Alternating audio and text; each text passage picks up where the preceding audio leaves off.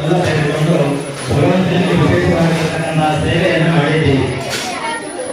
ನಾವು ಮಾಡ್ತಿರ್ತಕ್ಕಂತಹ ಕಾರ್ಯಕ್ರಮ ಅಷ್ಟಬಂಧ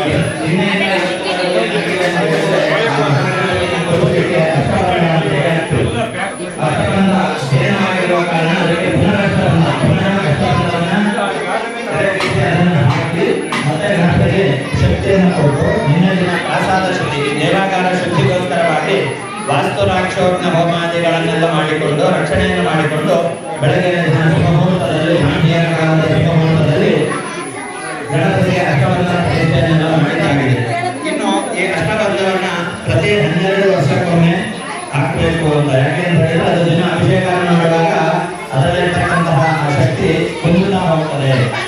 ಅದೇ ರೀತಿಯಾಗಿ ಅಷ್ಟಬಂಧ ಹಾಕೋದು ಮಾತ್ರ ಅಲ್ಲ, ಅವರಿಗೆ ಪುನಃ ಅಭಿಷೇಕಗಳ ಮೂಲಕವಾಗಿ ಪುನರುಜ್ಜೀವನ ಶಕ್ತಿಯನ್ನು ಕೊಡಬೇಕು ಅಂತ ಹೇಳಿ ನಾವು ಮನೆಯನ್ನು ಕಟ್ಟಿ ಅಲ್ಲಿ ವಾಸ್ತು ಹೋಮಗಳನ್ನು ಮಾಡ್ತೇವೆ. ಕೆಲವರು ಮಾಡ್ತಾರೆ, ಕೆಲವರು ಮಾಡೋದಿಲ್ಲ. 12 ವರ್ಷಕ್ಕೊಮ್ಮೆ ಮನೆಯಲ್ಲಿ ವಾಸ್ತು ಪೂಜಾ ಹೋಮಾದಿಗಳು ಆಗಬೇಕು. ಅದೇ ರೀತಿಯಾಗಿ ದೇವಾಲಯದಲ್ಲಿ ಕೂಡ ಹಾಗೆ.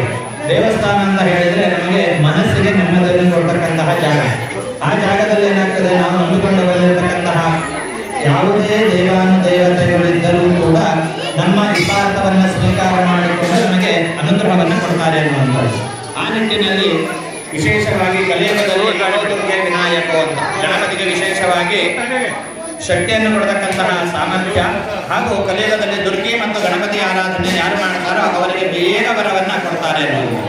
ಇನ್ನು ಕಲಿಯುಗದಲ್ಲಿ ಇರ್ತಕ್ಕಂಥವನು ಬ್ರಹ್ಮ ಯಾರು ಅಂತ ಹೇಳಿದ್ರೆ ಅವನು ಆಂಜನೇಯ ಅಂತ ಹೇಳಿ ಅವನು ವರವನ್ನು ಕೊಡುವಂಥದ್ದು ಬಹಳ ಶ್ರಮ ಪಡಬೇಕು ನಾವು ಅಂತ ಹೇಳಿ ಕೂಡಿಸಿ ಕಳೆದು ಗುಣಿಸಿ ಭಾಗಿಸಿ ನಾವು ಅವನಿಂದ ಅನುಗ್ರಹವನ್ನು ಪಡೆಯಬೇಕು ಅನ್ನುವಂಥದ್ದು. ಹಾಗಿರುವಾಗ ಆ ಗಣಪತಿಗೆ ವಿಶೇಷವಾಗಿ ಮಾಘ ಮಾಸದ ಪ್ರಥಮ ದಿನದಲ್ಲಿ ಮಾಘ ಸ್ನಾನ ಅಂತ ಇದೆಲ್ಲ ಈ ತಿಂಗಳು ಹುಣ್ಣಿಮೆವರೆಗೂ ಕೂಡ ವಿಶೇಷವಾಗಿರ್ತಕ್ಕಂತಹ ಸ್ನಾನಗಳನ್ನು ಮಾಡತಕ್ಕಂಥ ಅಂತಹ ಸುದಿನದಲ್ಲಿ ಗುರುವಾರದಲ್ಲಿ ಆ ಗಣಪತಿಗೆ ಅಷ್ಟಬಂಧ ಪ್ರತಿಷ್ಠೆಯನ್ನು ಮಾಡಿ 24 ದ್ರವ್ಯ ಕಲಶ ನವರತ್ನವು ಚಿನ್ನದುಂಗುರ ಮುತ್ತು ಹವಳ ಭತ್ತ ಗೋಧಿಕವೆಲ್ಲ ಅಭಿಷೇಕಗಳನ್ನು ನೋಡಿದ್ದೇವೆ. 24 ಕಲಶಗಳಲ್ಲಿ 24 ದ್ರವ್ಯಗಳನ್ನ ಮಂತ್ರಗಳಿದ್ದಾವೆ. ಆ ಮಂತ್ರಗಳನ್ನು ಅಭಿವಂದನೆ ಮಾಡಿಕೊಂಡು ಗಣಪತಿಗೆ ಅಭಿಷೇಕವನ್ನು ಮಾಡುವಂಥದ್ದು. 25ನೇ ಆಗಿರ್ತಕ್ಕಂಥ ಬ್ರಹ್ಮ ಕಲಶದಲ್ಲಿ ಕಲಾ ಸಾನ್ನಿಧ್ಯ ಅಂತ ನಾವು ನಿತ್ಯ ಸ್ನಾನ ಮಾಡಿ ಹಣೆಗೆ ಕುಂಕುಮವನ್ನ ಮುಖಕ್ಕೆ ಔಷಧನೆಲ್ಲ ಹಚ್ಕೊಳ್ತೀವಲ್ಲ, ಅದೇ ರೀತಿ ಗಣಪತಿಗೆ ಆ ಕಲೆ ಅನ್ನುವಂಥದ್ದು ಇರ್ತದೆ. ಆ ಕಲೆಯನ್ನ ಅದರಲ್ಲಿ ಆವಾಹನೆ ಮಾಡಿ ಅವನಿಗೆ ಜೀವಕುಂಭ ಜೀವದಲ್ಲಿ ಆ ಕುಂಭದಲ್ಲಿ ಜೀವನ ಆವಾಹನೆ ಮಾಡಿಕೊಂಡು ಅದನ್ನು ಅವನಿಗೆ ಅಭಿಷೇಕವನ್ನು ಮಾಡಿದಾಗ ಪೂರ್ಣ ಕಲಾ ಅನ್ನುವಂಥದ್ದು ಸಾನ್ನಿಧ್ಯವಾಗ್ತದೆ.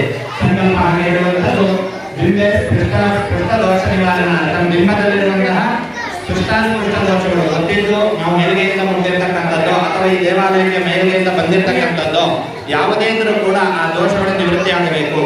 ಆ ಚಂದ್ರ ಅಂತ ಕಲಾ ಸಾನ್ನಿಧ್ಯ ಪ್ರಾಪ್ತಿ ಅರ್ಥ. ಸೂರ್ಯ ಚಂದ್ರ ಇರುವ ತನಕ ನಾವಿವತ್ತಿರ್ತೇವೆ ನಾಳೆ ಇರ್ತೀವಲ್ಲ ನಮ್ಗೆ ಗೊತ್ತಿರೋದಿಲ್ಲ. ಆದ್ರೆ ಭಗವಂತ ಸೂರ್ಯ ಚಂದ್ರ ಇರುವ ತನಕವೂ ಕೂಡ ಇದೇ ಇರುತ್ತಾನೆ. ಇರುವಂತೆಯೂ ಕೂಡ ನಾವು ಸಂಕಲ್ಪವನ್ನು ಮಾಡ್ತೇವೆ. ಭಕ್ತಾನುಗ್ರಹ ಚೈತನ್ಯ ಪ್ರಾಪ್ತಿ ಅರ್ಥಂ. ಭಕ್ತರಿಗೆ ಅನುಗ್ರಹ ಚೈತನ್ಯ ಪ್ರಾಪ್ತಿ ಆಗಬೇಕು. ನಾವು ನಂಬಿಕೊಂಡು ನಂದೇನೋ ಕೆಲಸ ಆಗಬೇಕು, ಈಗ ಒಂದು ವಾಹನವನ್ನು ಅಥವಾ ಮನೆಯನ್ನು ನಾನು ಖರೀದಿ ಮಾಡಬೇಕು ಅಂತ ನಾವು ಇಷ್ಟವನ್ನು ಇಟ್ಕೊಂಡು ಬರ್ತೇವೆ. ಮಕ್ಕಳು ವಿದ್ಯಾ ಕೊಡಪ್ಪ ನಮಗೆ ಎಕ್ಸಾಮ್ ನಲ್ಲಿ ಹೆಚ್ಚಿನ ಅಂಕಗಳನ್ನು ಕೊಡುವಂತ ನಾವು ವಿದ್ಯಾರ್ಥಿಗಳೆಲ್ಲ ಕೇಳ್ಕೊಂಡು ಬರ್ತಾರೆ.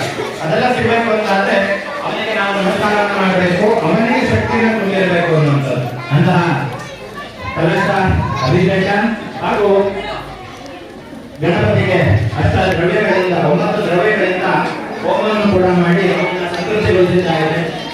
ಕೊಟ್ಟಿರತಕ್ಕಂತಹ ಪೂಜೆ ಕೊಟ್ಟಿರತಕ್ಕಂತಹ ಸೇವೆಯನ್ನು ಸ್ವೀಕಾರ ಮಾಡಿಕೊಂಡಿರತಕ್ಕಂತಹ ಲಕ್ಷ್ಮೀನಾಯಕ ಸ್ವಾಮಿಗಳ ಹೆಸರಿನಲ್ಲಿ ಹೇಳುವ ರೀತಿಯಲ್ಲಿ ಬಂದಿರತಕ್ಕಂಥ ಎಲ್ಲ ಭಕ್ತರಿಗೂ ಕೂಡ ವರವನ್ನು ಕೊಟ್ಟು ಸಮಿತಿಯವರಿಗೂ ಗ್ರಾಮದವರಿಗೂ ಲೋಕಕ್ಕೂ ಕೂಡ ಒಳ್ಳೆ ರೀತಿಯಾಗಿರತಕ್ಕಂತಹ ಆಶೀರ್ವಾದವನ್ನು ಕೊಡುವುದರ ಮೂಲಕವಾಗಿ 144 ವರ್ಷಕ್ಕೊಮ್ಮೆ ಬರತಕ್ಕಂತಹ ಮಹಾನ್ ಕುಂಭಮೇಳ ಕೂಡ ನಮ್ಮ ಭಾರತದಲ್ಲಿ ನಡೀತಾ ಇದೆ.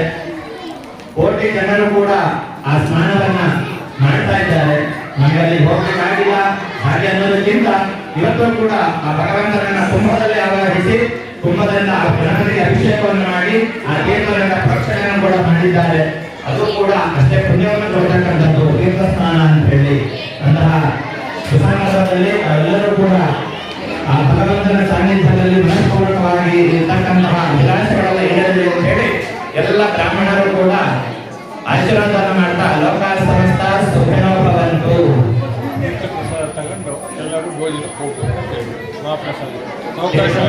ಕೊಡ್ತಾರೆ. ದಾನವಾಗಿ ದಾನದಲ್ಲಿ ಶ್ರೇಷ್ಠ ದಾನವಾಗಿರ್ತಕ್ಕಂತಹ ಅನ್ನದಾನ ಕೂಡ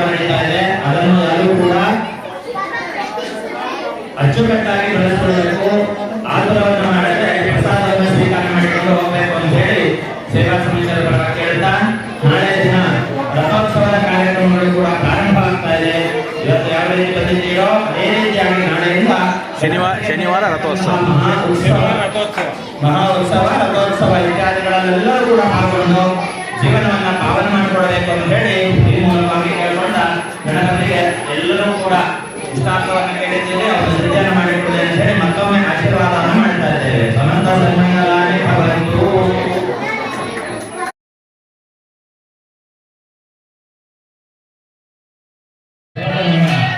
ಪಡೆಯಬೇಕಾಗಿ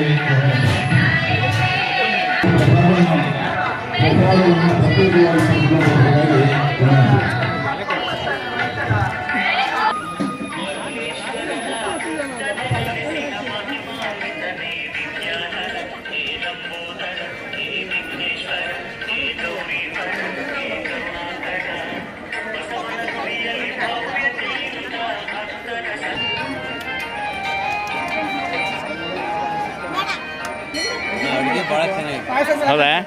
ಚೆನ್ನಾಗಿ ಮಾಡಿದಾರಲ್ಲ. ಅವರು ಪ್ರತಿಷ್ಠಾಪನೆಯಲ್ಲೂ ಮಾಡಿದರು, ಸುಬ್ಬಣ್ಣ ಭಟ್ರು ಅಂತ. ಎಲ್ಲ ಕರೆಕ್ಟ್ ಆಗಿದೆಯಲ್ಲ?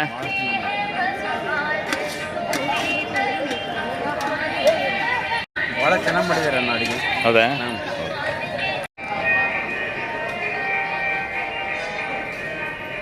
ಬಟ್ 48ನೇ ದಿನದ ಕಾರ್ಯಕ್ರಮ ಮಾಡಿಕೊಡ್ಬೇಕು. ಹಾಂ, 19 ವರ್ಷದ ಮೇಲೆ ಮತ್ತೆ ಬಂದಿದ್ದಾರೆ, ಅದು ಖುಷಿ. ಹಾಂ, ಪ್ರತಿಷ್ಠಾಪನೆ ಅಡುಗೆ ಮಾಡಿದವರು. ಸರಿ, ಪುನರ್ ಪ್ರತಿಷ್ಠಾಪನೆಯನ್ನು ಅಡುಗೆ ಮಾಡ್ದಂಗೆ ಆಯ್ತು.